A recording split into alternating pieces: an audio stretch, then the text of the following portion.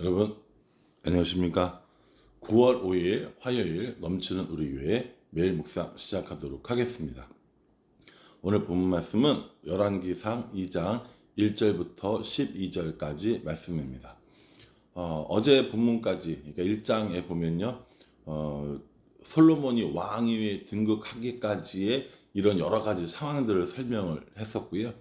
오늘은 이제 솔로몬의 아버지였던 다윗이 죽음을 맞게 되는 것을 볼 수 있습니다. 다윗이 이제 자기가 살 날이 얼마 남지 않았다라는 것을 생각을 하고 솔로몬을 부릅니다. 그리고 두 부류의 부탁을 하는 것을 볼 수 있습니다. 첫 번째는요, 하나님을 잘 섬겨야 한다라는 겁니다. 그러니까 이 하나님을 잘 섬겨야 된다라는 부분이 먼저 진행이 되고, 두 번째, 내가 너한테 좀 개별적으로 부탁할 것이 있는데 이건 너의 그 새로운 왕국을 더욱더 굳건하기 위해서 하는 거니까 잘 지켜주기를 바래. 이런 뉘앙스로 이야기를 하는 것이죠. 먼저 하나님에 관한 것들은요, 뭐라고 이야기하는지 보십시오. 2절에 보면 내가 이제 세상 모든 사람이 가는 길로 가게 되었노니 너는 힘써 대장부가 되고 라고 이렇게 이야기합니다. 세상 모든 사람들이 가는 길로 가게 된 다윗입니다. 다윗도 이 죽음을 피할 수가 없었습니다. 그러니까 세상 모든 사람이 가는 길이라는 것은 죽음의 길을 말하는 거거든요. 어느 누구도 피할 수 없는 이 죽음의 길을 향해서 다윗이 가고 있음을 스스로 알았다는 겁니다.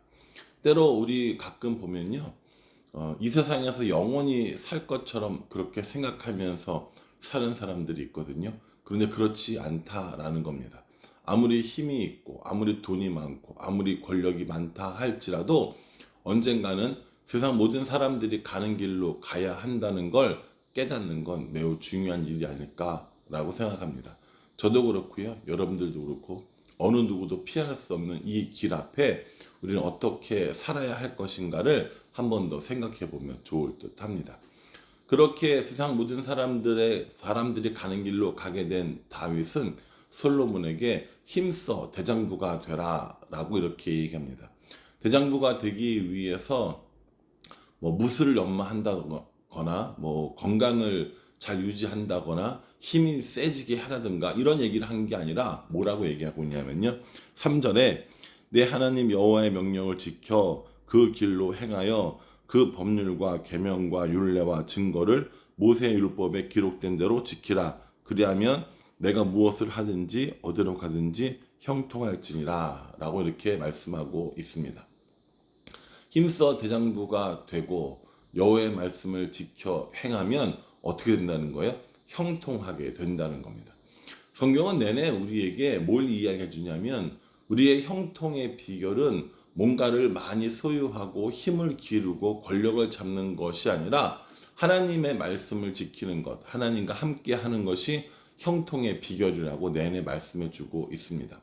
마치 모세가 여호수아에게 이야기하듯이 다윗도 솔로몬에게 같은 이야기를 하고 있습니다. 하나님이 주신 계명들을 지키며 살아갈 때 형통의 삶을 누리게 될 것이다 라고 이렇게 이야기하고 있는 거죠.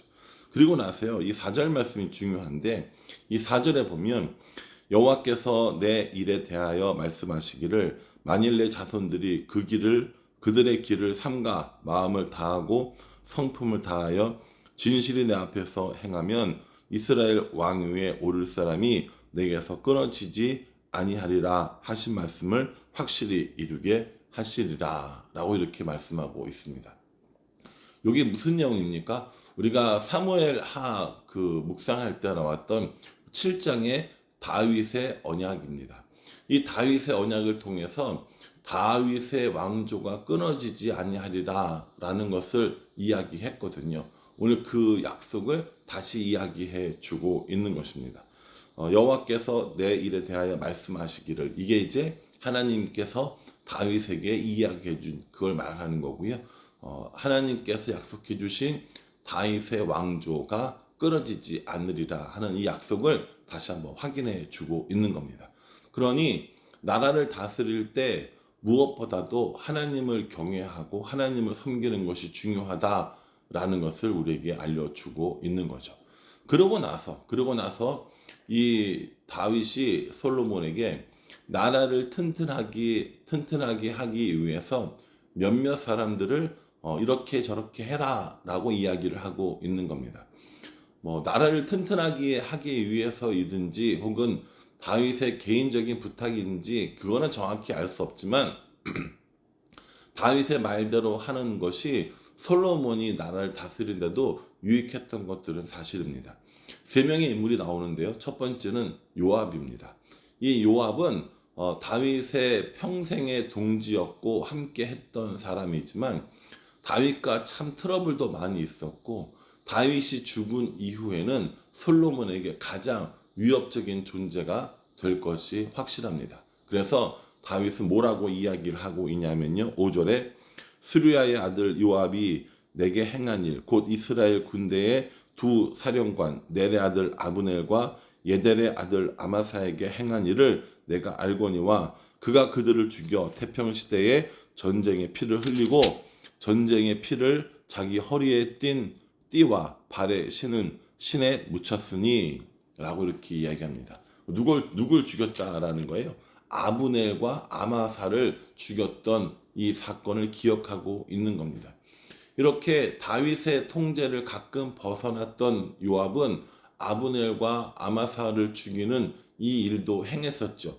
그 당시에는 이 요압을 처벌하지 못했지만 이제는 두면 솔로몬을 위협할 것이 분명하기 때문에 그 지혜대로 이 요압을 처리할 것을 명령하고 있습니다. 여기 보시면 뭐라고 이야기하냐면 6절에 내 지혜대로 행하여 그의 백발이 평안히 스올에 내려가지 못하게 하라 라고 이렇게 얘기합니다.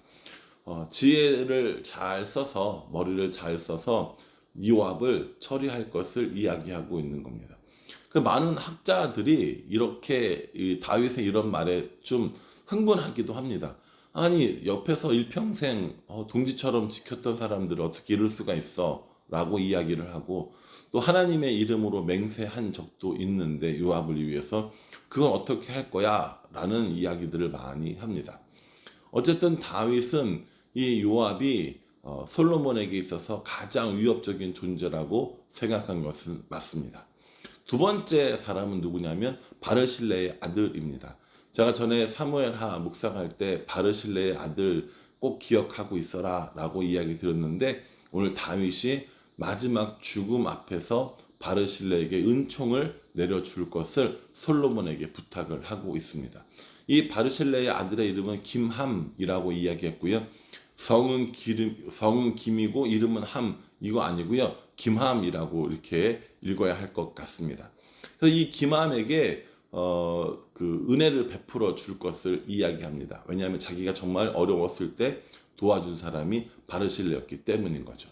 또 이렇게 압살롬을 피해서 도망갈 때 도와준 바르실레와 반대로 자신을 끝까지 쫓아다니면서 저주했던 사람이 있지 않습니까? 그 사람 이름은 시므이였습니다. 그 시므이에 관해서도 이야기하는 것을 볼 수 있습니다.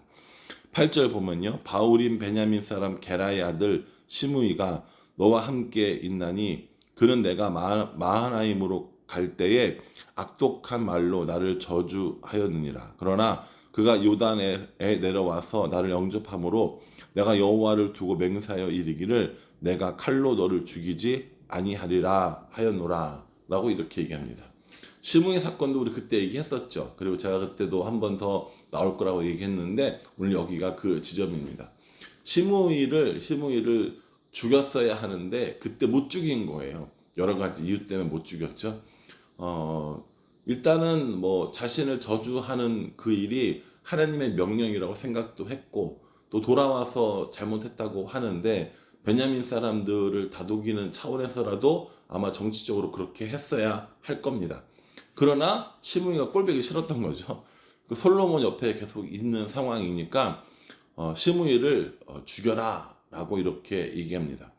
되게 이렇게 직접적으로 죽여라 라고 이야기하지 않지만 완곡하게 돌려서 이야기합니다. 9절에 그러나 그를 무지한 자로 여기지 말지어다. 너는 지혜 있는 사람이므로 그에게 행할 일을 알지니 그의 백발이 피 가운데 수월에 내려가게 하라라고 이렇게 이야기합니다.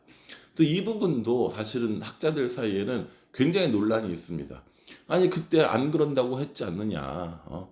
칼로 죽이지 않는다는 건 살려준다는 얘기인데 이제 와서 이게 무슨 일이냐라고 이야기하는 모습을 볼 수 있죠. 다윗이 어떤 마음으로 이렇게 이야기했는지는 정확히는 모르겠으나 아마 시므이도 요압도 솔로몬이 왕국을 세우는 일에 나라를 다스리는 일에 굉장히 부담스러웠을 거다라는 생각을 했던 것 같습니다. 아마 그래서 개인적인 복수뿐만 아니라 솔로몬의 나라를 든든하게 하기 위해서 이런 일을 하지 않았을까라고 생각을 해 봅니다. 그리고 이제 다윗이 죽게 되고요. 11절에 보면은 다윗이 이스라엘 왕이 된 지 40년이라 헤브론에서 7년 동안 다스렸고 예루살렘에서 33년 동안 다스렸더라라고 이렇게 이야기합니다. 이 40년이라는 통치의 기간이 실제 통치의 기간일 수도 있는데 여러분 우리가 쭉 읽다 보면 사울도 40년을 다스렸고 다윗도 40년을 다스렸고 솔로몬도 40년을 다스렸습니다. 그렇게 기록이 나오거든요. 그러니까 이거는 단순히 그냥 40년을 통치했다라는 기록일 수도 있고 아니면 왕이 다스리던 한 세대를 의미하기도 한다라는 해석도 있습니다. 어쨌든 간에 크게 중요한 건 아니지만 이 40년이라는 세월을 생각을 해보면 다윗이 30살의 왕이 됐고 40년을 통치하고 죽었으면 대략 70세 언저리에 죽었다라는 것을 볼 수 있습니다. 그 당시에 뭐 아주 일찍 죽은 것도 아닐 거고요. 또 아주 장수한 것도 아닐 겁니다. 전쟁에서 죽은 것도 아니고 아들에게 충분히 유언하고 또 평화로운 죽음을 맞이한 다윗의 모습을 볼 수 있습니다. 오늘 이 다윗의 죽음 앞에 여러분들 어떤 묵상을 하시나요? 저는 다윗이 이야기한 모든 사람이 가는 길이라는 걸 한번 생각해 봤습니다. 언젠가 모든 사람들이 가는 길로 우리도 걸어가게 될 터인데 그때 나는 이 땅에 어떤 사람으로 기억될까, 어떤 사람으로 평가될까라는 생각을 한번 해봤습니다.